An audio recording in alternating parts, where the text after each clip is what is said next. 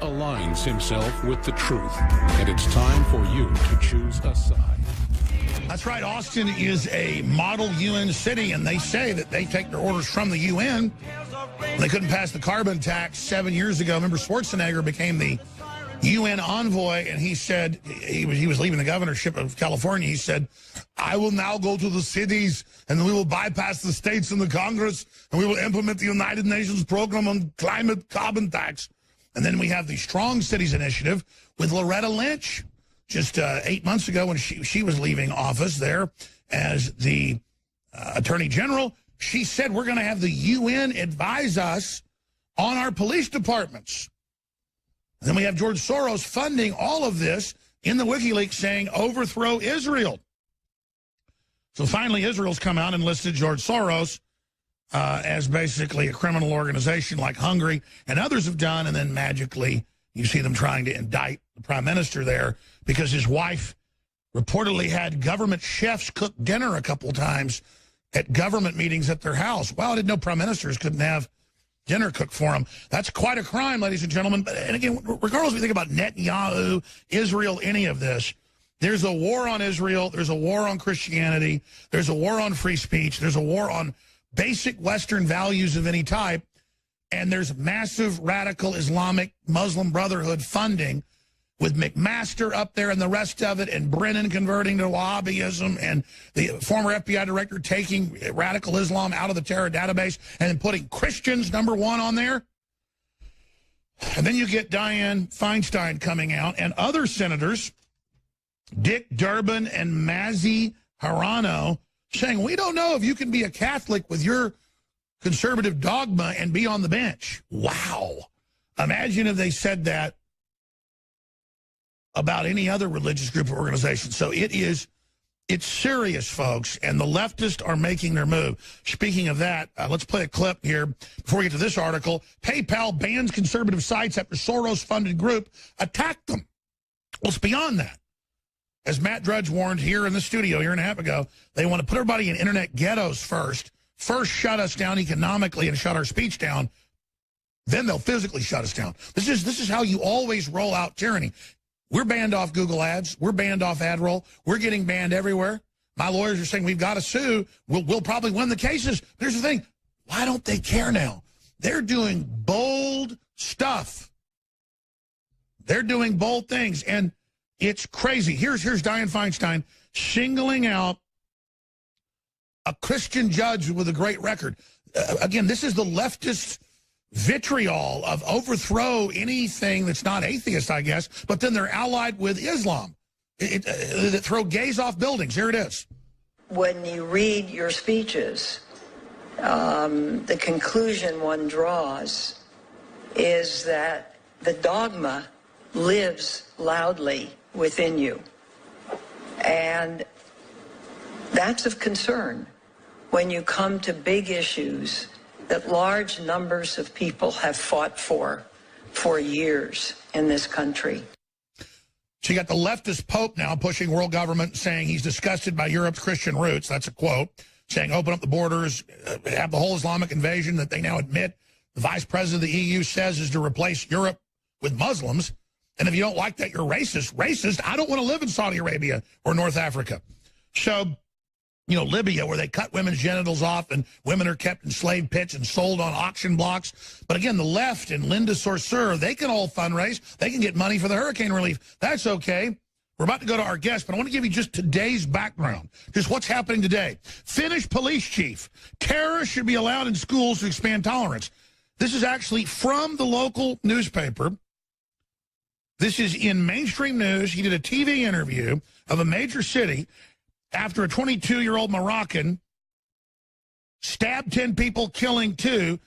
They said it's time to start restricting these people. And he said, on the contrary, even a terrorist can benefit from good learning. I might widen views to expand tolerance, responded the police chief, Taponen. And it goes on to say, a Finnish citizen expressed relief on Twitter. They didn't try to attack a school, given reports that he had multiple different attack plans. On the contrary, people need to be motivated to stay in school, whether it's a child or an adult, responded the superintendent a police chief. He has been asked by another individual, as a police officer, you support terrorists being in our children's schools? He said, yes, I support terrorists. You cannot make up the Stockholm syndrome of this, strangely enough. It's just, I don't know what you call it. So let's go to our guest, who literally is being put into an internet ghetto for Jihad Watch that just shows the radical Islamists saying they're going to kill everybody, teaching kids to suicide bomb, teaching them to blow up U.S. military. And then it's like, oh, I forgot, in Stockholm and other areas, they're bringing in former ISIS people and giving them preferential welfare and housing. So again, this is an alliance with the left, something I heard David Horowitz and people, say 15 years ago, and I didn't believe because it sounded crazy. It's really here. It's here. So joining us is Robert Spencer of jihadwatch.org that had its PayPal blocked because George Soros, a literal Nazi collaborator who openly wants the overthrow of Israel, you talk about an international criminal, he gets to have his bank accounts, but Jihad Watch, they can't be on PayPal. And folks, if they can't be there, we're next, and it's already happening, being deplatformed. This is such a dangerous day. So I've set this up with just some of the background. Robert Spencer, this is so serious. If we don't hang together, we're going to hang separate. Oh, there's no doubt about it, Alex. Absolutely. And of course, it's not just PayPal, as you well know. Google search for years, because they were working on the basis of subject matter and the number of readers. If you search for jihad, you would get Jihad Watch first, my website, because it's a news and commentary site about jihad activity. But recently, they have changed the way they do the Google searches so that nothing unfavorable about Islam comes up. If you search for jihad or Sharia or Islam, you only get favorable results from Google now. And they're doing that to all of our stuff as well, and admitting they're doing it. We even got internal documents. So this is real racketeering. They operate as a utility in their own words, and then they have a monopoly, and they're openly blocking us. This is so dangerous. Yeah, absolutely. They're using Charlottesville as their Reichstag fire moment to try to shut down all dissent. And of course, as you well know, it's not just PayPal, it's not just Google. In February, the readership to Jihad Watch referrals from Facebook and Twitter dropped 90%. They put in some kind of block so that the referrals just don't go through. So many people write me and say, I click on your links and they just don't work. It's what Facebook, and you know something else, Alex, there's a reason for this. The Facebook vice president, Joel Kaplan, recently traveled to Pakistan, and he promised the Pakistani government that they would remove all material critical of Islam, which means counter-terror analysis that discusses the motives and goals of terrorists. You know, I forgot that. That's what's so frustrating. There's so much evidence. In fact, Facebook, Twitter, and others have been helping in Pakistan and Iran people that mildly criticize the government. They're ratting them out, giving their location, and some are being executed. Yes, and that includes people who commit blasphemy according to Islam, which in many cases in Pakistan is just Christians, and some Muslim comes up to them and says, do you think Muhammad is a prophet? And they say no, and they're accused of blasphemy. And this is what Facebook is aiding and abetting. They explicitly promised Chaudhry Nisar Ali Khan, the Interior Minister of Pakistan, that they would remove all anti-Islamic material from Facebook. Well, I'm going to be joining a class action suit against CNN, but I've been talking to top law firms. We'll win all these cases. The problem is it'll take years to litigate. But with you, it's so clear you're put in a database by the Southern Poverty Law Center funded by Soros that's been caught with 60+ million, probably illegal money in offshore accounts. They are literally involved in massive civil rights violations against you, trying to block a news organization as well. I mean, I don't think you have any course but to sue PayPal, to sue Google. I mean, we've got to start litigating.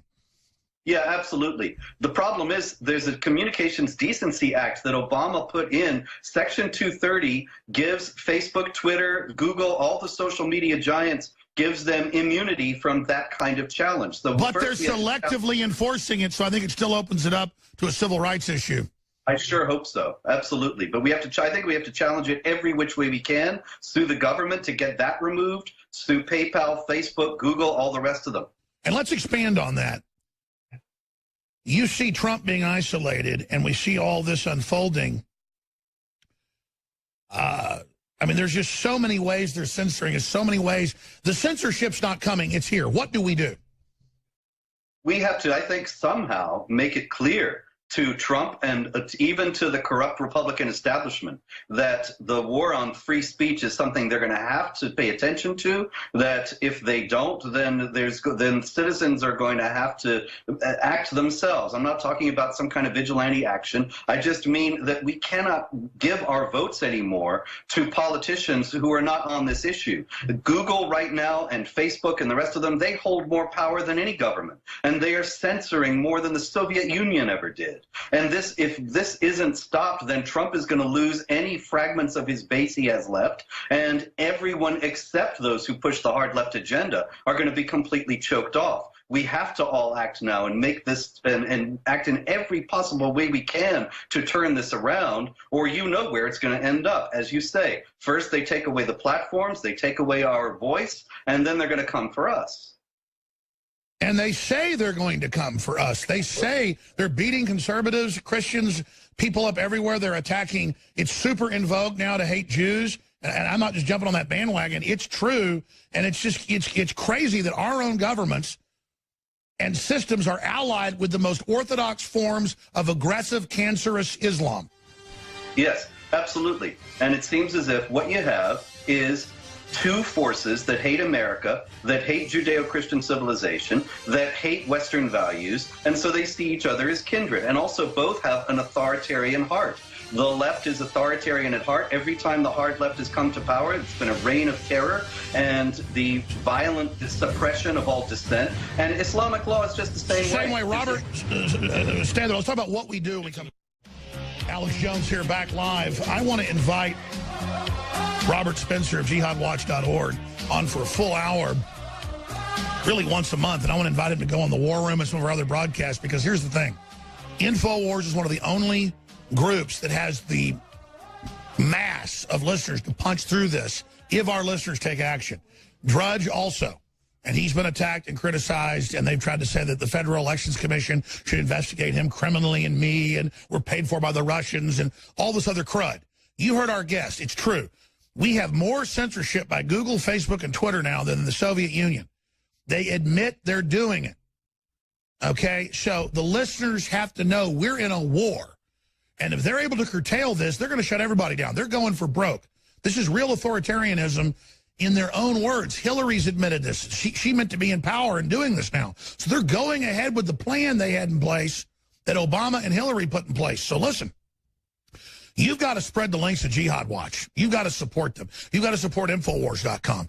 And I'm not griping at you. This is a great historic moment. You've got to hand share in your own personal email to friends and family. Hey, here's the censored sites.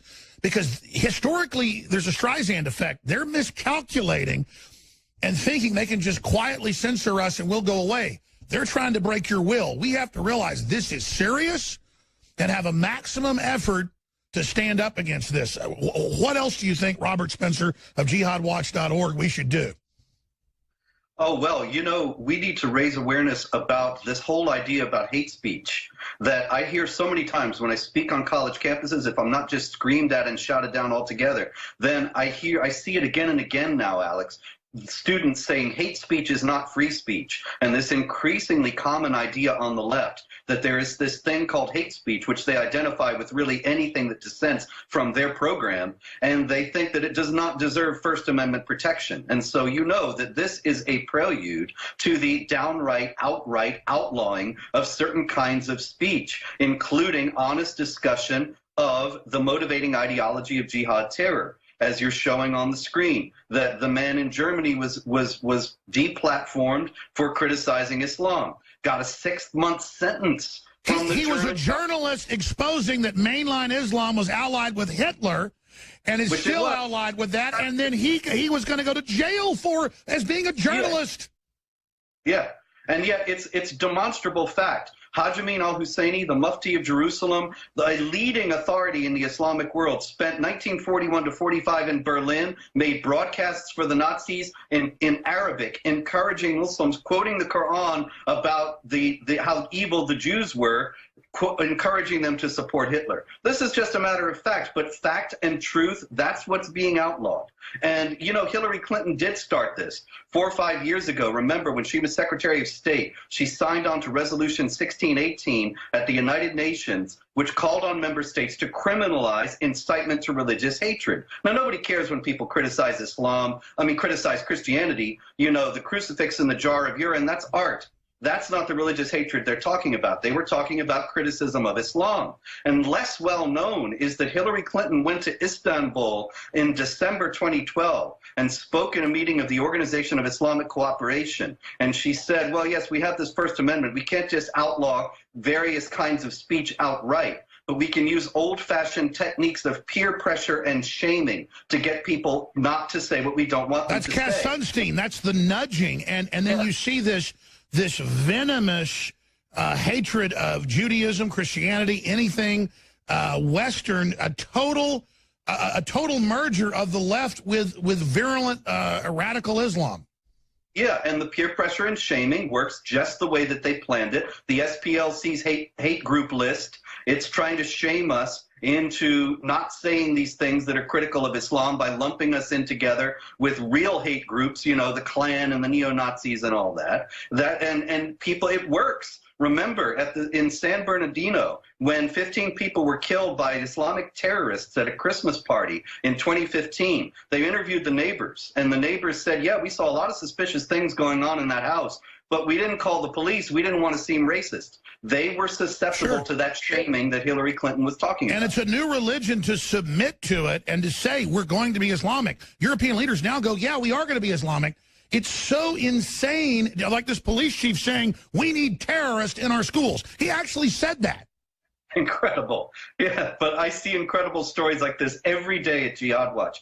From out of Sweden, out of Germany. It's racist, it's bigoted, it's Islamophobic. If you raise the slightest dissenting word about this crime wave, this rape wave, everything that's come from these Muslim migrants. That's right. Well, please come back soon to break it all down. Very impressed with the work of Jihad Watch over the decade plus I've been reading. You just show what they're saying. That's why they hate you so much, just like we do. We've got to stand together and develop a plan to fight back. We will win, sir. God bless you. We'll be back. Stay with us.